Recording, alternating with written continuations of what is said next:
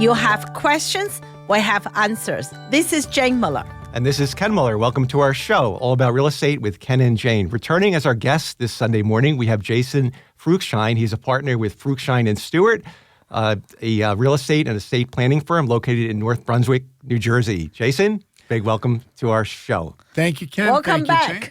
Yes, welcome back. Thanks for coming back on this. It's great to be here. I had such a good time the first time. I said, let's do it again. Yeah, That's we right. know that death and taxes are unavoidable. So we're going to talk about what we can do with estate planning and how estate planning can be beneficial with real estate transactions. Okay. So to start with, just give us a overview of your firm, what you do, and what your wife does. Of course. So the firm is Fruhschein and Steward. We're located in North Brunswick.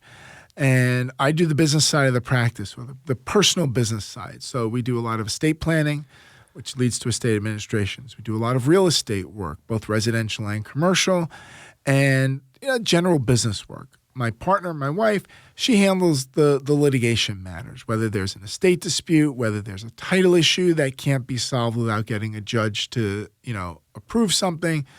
We'll handle things like that.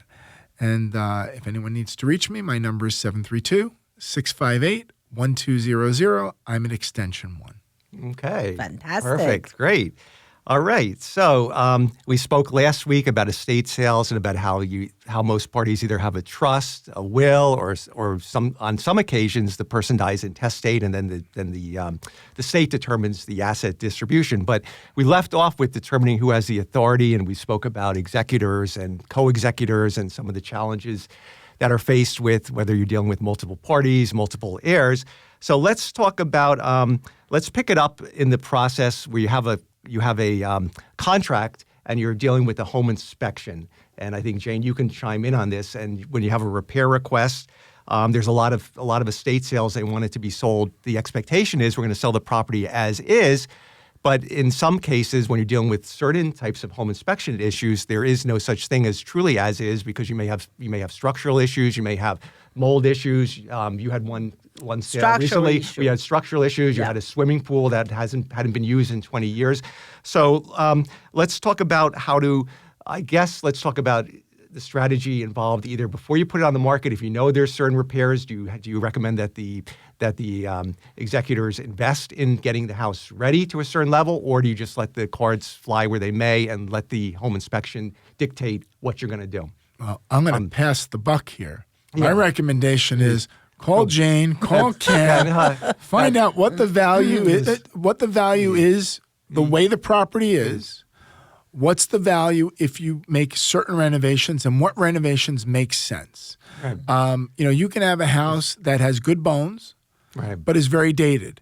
And maybe at that price point, you can open yourself up to people who are willing to put a little sweat equity and can get a good house. You may have a house that has such a need for repairs, or maybe it's a lot smaller than people want these days, and maybe your buyer is a builder, so you're going to have a different market for that house. Yeah. Or you may have a family where, let's say they're in real estate. They may say, that's fine, we can do some of this work ourselves, or that's our business. Mm-hmm. Let's figure out what the right renovations are to do and to do them. The one thing I will say, whether it's in an estate matter or a regular matter, don't fix too much stuff before you go on the market, because the home inspector is always going to find something. Right. And, people like to negotiate. So you're going to want to give them a little something to make the deal happen. So don't fix everything, right? Because then they'll just find something else, and especially not cosmetic things, right, Jane? Yeah. Don't invest in repainting. If you have an outdated house, if you repaint it, but you still have the dark molding or the the old it's a carpet. Case by case. Case by case. I guess there is no general rule. You can't say general rule. I had one case, right? The brother-sister is the co-executor. Both children, they'll have 2 kids. So they had a pool, have been used for 30 years, but I was smart enough to get that excluded, right, from the negotiation up front, right? But when they did a home inspection, they found the structural issue, the structural issue.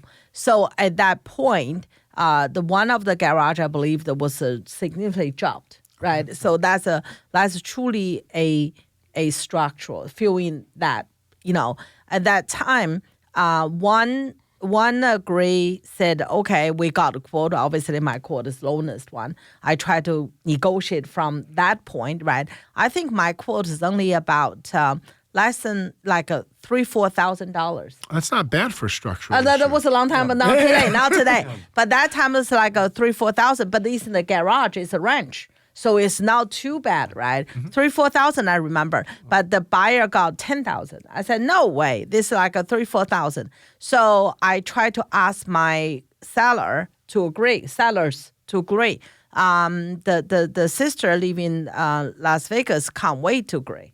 But the brother won't agree because the brother lawyer advised him he has a right now to agree. Okay, they can go back to court. So the sister lawyer wants to go to court because they dragged this thing for so many years, didn't put on the market. So they really want to close, right? So at that point, I picked up the phone, spoke to the brother. I said, hey, I'm working for both you and your sister, okay? Hopefully after this deal's done, the blood is thicker than water. I hope you're going to be, after put this aside, you still can be brother and sister, call each other, okay? Mm-hmm. Oh, no, we won't. I said, look, regardless you do or you don't, listen to me. You have to do mathematic calculation. If you both go to the court, which is the sister lawyer already went to court, right? And you have to pay the lawyer fee. So does she. Everything come out from the estate, okay? So the two lawyer fee together for that day court will be more than $4,000. I can guarantee you. Right. So what are you fighting for? After that, most likely you're going to lose anyway because they're going to ask you real estate agent opinion as a professional opinion. I would say yes. It's a structural. You can't get away with it. Lucky we got away with a pool. Next time we may not have to do the pool, right? So just agree. So based on that, he agreed. I said to him, I did it for you, okay? I mean, you have right to talk to your lawyer. You have right to do anything. But I remember every time you speak to a lawyer, he charges you per hour. So at the end, depends on the lawyer, right? Well, if it's for real estate transactions. No, that was for the estate. For the estate, I suggest them had a third lawyer, which is a real estate lawyer, because they both couldn't agree. The brother lawyer wanted to do real estate. The sister lawyer immediately said objection because that's a conflict of interest. So based on that, I recommend them for the third lawyer, which only handle the transaction, because I figured if they fight, they're going to delay the process, right? The proceed. Mm-hmm. So let's close it, park in the real estate transaction lawyer's account, and you two can fight it out later. It's funny. I've done that. Yeah. Where I've done that in estates where I'm not representing the estate, but I might be brought in just to deal with the real estate. Real estate. You deal with that more in divorce situations. Yeah. Where the husband and wife each have an attorney. Yeah. And then I may be brought in just to sell the real estate. We don't do divorce work in our office. Yeah. Right. I'm just selling the real estate. So I'm not taking either one's side. I'm just getting the transaction done. But, interestingly, Jane, to your point where they were fighting the $3,000 versus the $10,000, not paying that, you did a great job because you took the emotion out of it. Yeah. For the family members, there's emotion tied to this. Whether it's the emotion that these two siblings don't get along, whether everybody gets along, but there's emotion that this is the house we grew up in. Why would someone want to change this? And you take the professional stance and take that emotion out of it, and you help the clients accomplish their goal, getting the house sold for the best price and getting the best value.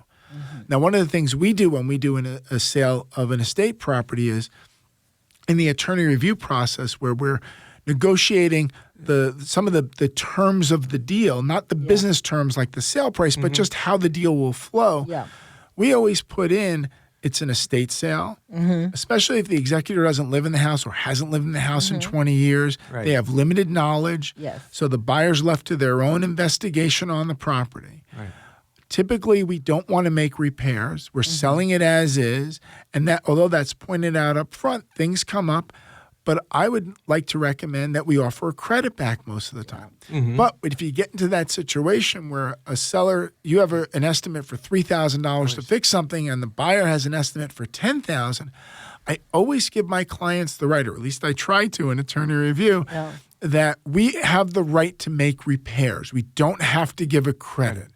And as long as you're using a licensed contractor and it's done in a good and workmanlike manner, you don't have to do that deal because, you always talk about who knows who. So the buyer, well, their brother-in-law is a contractor, and all of a sudden there's a $10,000 estimate for something that's going to cost $5,000. Exactly. Yeah. So in good faith, you have to have it. happened again and again. So But- recently I had a deal that was nothing to do with estate. The couple was healthy and happy. We sold a house. The buyer gave us the estimate. I read it. I said, where the hell they get it from, right? First of all, they blamed the township damaged the sewer, which is not true. And I called the township. They called township. Township came. There was nothing wrong. And then they gave us such a big bill. I said, at the end, the seller said, I'm not going to sell to you. I want to cancel. Okay. And then the buyer said, the buyer lawyer said, you can't cancel. We want to buy, otherwise we'll sue you. So at the end, the seller had to sell the property to the buyer because, otherwise, they have a legal problem because the buyer at the end gave up what they demand because they know the seller not going to agree, plus the manufacturer, the fact. But the seller if the seller could get out, trust me, they would. Yeah. But I think with estate planning, it's very important that the attorney work very closely with the realtor. Like if there's certain defects, you want to communicate those. I mean, the realtor may write it in the pre-printed contract. The pool is as is. The garage door is not working. The dishwasher and dryer. But it's very important that whatever you disclose those defects and the attorney drafts it, it makes everybody's life easier if you know it. Of course, you're not going to know if there's mold. You may or may not know, but certain things that whatever you know. I think you have to work very closely, put up front. Especially estate so that'll brace the buyer and the buyer attorney, to know that, hey guys, that's off limits. Well, one of the first things I do when a contract comes into our office is I'm going to call the realtor. Yeah. And I'm going to say, what do I need to know about this deal? Yep. Because I get a contract, well, you two have been negotiating that contract for 2 weeks maybe up to that point. Yeah, and you need to get there, and I don't know the history. Right. So I talk to the realtor, I get the history, I know what's going on. Now I can advise the client. I think I said it before. It's a team effort. Yeah. We all have our roles, but we're all working together to accomplish the goal. And communication on an estate between the family is important. Well, communication between the professionals is important too. That's right. Exactly. Absolutely. Well said. All right, we're going to take a quick break. We'll be right back after these messages. Stay with us. Okay, welcome back to our show. We're joined today by Jason Fruhschein. He's a partner with Fruhschein and Steward, located in North Brunswick, New Jersey. Jason, please give your contact information once again. Thank you, Ken. It's Jason Fruhschein Steward in North Brunswick, and the phone number is 732-658-1200. I am at extension 1. Thank you. So let's talk now with estate sales about disclosures. Disclosures is a very hot topic in New Jersey. Even in back in 2024, New Jersey further adopted a law that disclosures are mandatory for commercial transactions. At least the flood disclosure is. So here's the issue. If you're dealing with an estate sale and like the siblings haven't lived in the house in, let's say, 15, 20 years, you have an executor that's in Utah, let's say, and the other siblings are out of state, and they're dealing with a house that's unknown. How do they fill out the disclosures, and how do they deal with the flood disclosure, which is a mandatory thing? You have to fill out the disclosure. You just can't. It used to be you can sign a waiver. And you could sign a waiver saying the seller has never lived in the house and you have no knowledge whatsoever. But now let's go through that process, what you have to do and how you handle it. Well, you're going to do a couple of things. You're probably going to check unknown on a lot of stuff. Now, maybe there's some stuff that you do know. You might have known that mom and dad changed the HVAC system 5 years ago. And you could say system approximately 5 years old. But you're going to put unknown because you're not going to know a lot of stuff. On the flood disclosure, a lot of people know if they're in a flood zone or not. If there's a mortgage on the house, you'll know you're in a flood zone because the bank will require flood insurance. That's good. If you're not, if you don't have a mortgage, let's say you have older parents and they've paid their mortgage off. If you're really concerned, it's a quick phone call, and within 24 hours, we can do a flood search and just find out if you're in a flood zone. Right, and you can then check the because there's a website boxes. and you can yeah. It's not complicated. But, after the storms we have and weather changes, everybody wants to know if they're in a flood zone or not. And now the law requires that we disclose that information. So even if you don't know, you can find out. Yeah. And especially whether your basement ever flooded or not. I mean, like you said, right? I mean, if you didn't know, you never heard your relatives or family mention about it. I'm having a case here, which is the couple didn't have children. So there's a niece and nephew is inherited. They never really, they only remember they came here when they were a child, which like 20, 30 years ago, they came to this house. But I can tell as far as, because the basement, you can see there's no sign of water anywhere. It's old house, not finished, right? You go down, you smell, it's very dry. And then you look the wall, you look the AC, actually HVAC was on the ground. If you had water, you probably put most likely to have a rust. You put it. You normally put a brick. Right. You elevate it, yeah. elevate it, but it wasn't. And then the pop, the support, the beams, right? There's no rust at the bottom, and they never be painted. So you see from the original state. So you go in there, you look at the sign. You said I can pretty much sure, at least in recent years, in decades, there's no water in the basement because I can't see any sign. So that's how I helped the executor to give her some background on that. Now the flip side of that, you can have a property that's not in a flood zone. It's not in flood zone. But you can still get water, right? Exactly. Because the water table can come up. Yes. You can have more of the. I think it's when you have too much shale underneath, the water gets in a little more.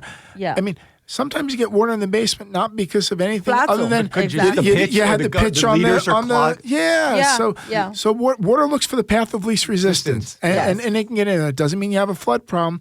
It just means that you got to do something to create a solution, whether you repitch the grading away, whether you put the extensions on the gutters to run the water a little further away from the foundation. Yeah. Absolutely. That's all good points.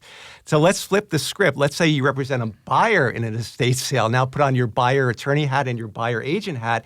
And what are some of the considerations and advice you give to your buyer clients? Because the perception of an estate sale is as is, the house is neglected, which may not always be the case. It could be a very well-maintained home, but there is a perception that if you're getting an estate sale, it means I'm going to get a bargain on it because things need to be done. It needs a new roof, it needs new gutters, it needs maybe all updating. The kitchen might be 30, 40 years old, but that could be the case or it may not be. But if you represent the buyer, how does your mindset change now? I always suggest to a buyer in an estate sale or even not an estate sale, get a good home inspection. Yes. Yeah. And be present at the home inspection. Don't play on your phone while the inspector's going through the house. That's 2 hours of you getting good information. That's an opportunity to learn a lot about that house, how things work, where things are. Sometimes, a lot of home inspectors give you maintenance tips. So when you buy the house, that you're going to know how to treat something for the next 3, 4, 5 years, so that your house is maintained well. Yeah. So that's a real good opportunity, and that's when you learn about the house. The other thing I always tell clients, when you buy a house, you have to expect that you're going to spend a few dollars the day you walk in the door. Absolutely. Before you walk in the door. You're going to have the homeowner's insurance paid for the year as part of. But there's always going to be a repair to do. Absolutely. You get in there, you live in there, and you realize, gee, I don't like this the way it is. Maybe it's something cosmetic. Maybe it's, you don't like something in the bathroom. You don't like a fixture in there. So you want to change that. There's just always some stuff. I remember my wife and I, we bought our first place 30 years ago. It was a townhouse. Yeah. And we went to Home Depot the day of the closing. And, 30-year ago prices, probably spent $300 that day. Because it was before the automated garbage cans, and the people we bought from, I think their movers accidentally put the garbage cans on the moving truck. So we had to buy a garbage can, and we wanted to change the lock on the door. It wasn't hard to change a lock. It's a couple of screws. So we went to Home Depot to buy a new lock for the front door, but now I'm buying another 12 doorknobs so they all match in the house. Yeah. You have projects. That doesn't mean that there's anything wrong with the house. You're making it your home. It's not just a piece of property. This is your home where you're raising your family and you want to make it yours. So go in to spend a little money. There's always going to be something that comes up. Houses aren't perfect. They get lived in. They need some stuff. They need maintenance. The worst thing you can do is defer the maintenance, because then the problem gets bigger and bigger. Yeah, we've covered whole shows on that. If you defer the maintenance and you have plants growing in the gutters and stuff, then where they're collapsing. So just like you said, the home needs maintenance. The filter on the HVAC has to be changed. It needs to be landscaped. You need to ensure the pitch is away from the house. You need to trim the shrubs. You need to watch for tree roots growing too close to the foundation, tree branches going over the roof. I mean, there's like tons of things that we cover too. Yeah, absolutely. So it's so the buyer has to go in with the right expectation. And if there's major things with the estate, with the inspection of an estate home, like if you're dealing with, let's say, a foundation crack or so, if you represent the seller, what is a strategy? Like, let's say, either or. If there's a horizontal crack, let's say, which could be significant. If there's a horizontal crack detected on a entire wall of a basement or so, those are things that are very critical. They have to be addressed. So then you go beyond the home inspector. Now you get the structural engineer to come in, and you have them tell you, is it a problem, isn't it? And there are fixes. Sure. Just because you have a crack in the foundation, even a horizontal crack, doesn't mean that the house needs to be knocked down and start over. Sure. They have these things, they put these straps in, these carbon fiber straps, where basically it's holding the wall in place. Modern technology, when you take a house that's 50, 60, 70 years old, they didn't have this technology back then. Yeah. So, you get these issues, they fix them. Personally, your house is better than it was before. Right. So I think you're getting a good house when you make some repairs. Now, if you're on the sales side, I'm going to take the position, I'd rather give you money than fix it, because if there's a bigger problem, or you don't like the way the work's done, I don't want to get into that fight.